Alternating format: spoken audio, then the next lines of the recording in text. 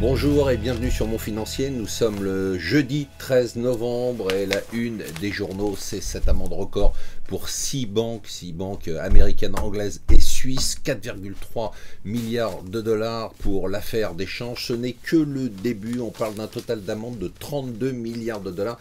Figurez-vous qu'on vient de passer le seuil des 200 milliards de dollars d'amende pour les banques depuis quelques années.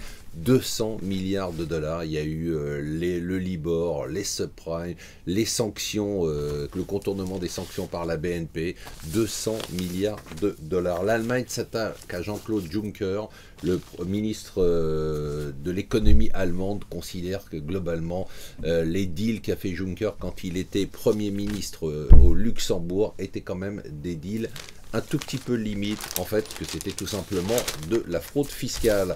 Puisqu'on parle de l'Allemagne, le comité des sages dit que la croissance allemande va être plus faible que prévu, en cause la crise russe, le contexte international, le ralentissement de l'économie en zone euro, mais aussi la politique de l'Allemagne et notamment le fait d'avoir mis en place un salaire minimum. Voilà, qu'on comprenne qui voudra.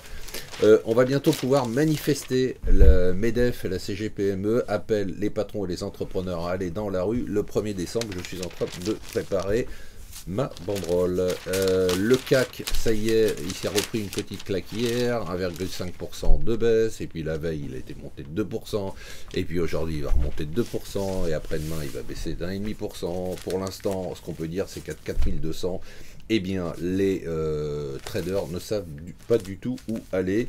La comète, j'ai toujours pas compris si ça avait marché ou ça avait pas marché. J'ai rien compris à ce qu'on m'a expliqué hier. J'ai juste vu des photos d'un gros caillou. J'en ai comme ça devant la maison. Fallait pas faire 500 millions de kilomètres pour voir ce truc-là. L'Agence internationale de l'énergie nous explique que la baisse des prix du pétrole va avoir un impact sur l'exploitation du pétrole de schiste. C'est ce que voulait l'Arabie Saoudite, casser l'exploitation du pétrole de schiste à 80 $. Ce n'est plus rentable d'exploiter le pétrole de schiste. Et enfin, deux événements. Si vous rêviez d'avoir le chapeau de Napoléon, c'est le moment où jamais. Il y a une vente aux enchères d'objets napoléoniens qui appartenaient à la principauté de Monaco. Alors figurez-vous que le chapeau de Napoléon, dont je rêve depuis que je suis petit, est estimé à 400 000 €, mais il devrait dépasser les 1 million d'euros. Voilà, sans chapeau, restez avec nous sur Mon Financier.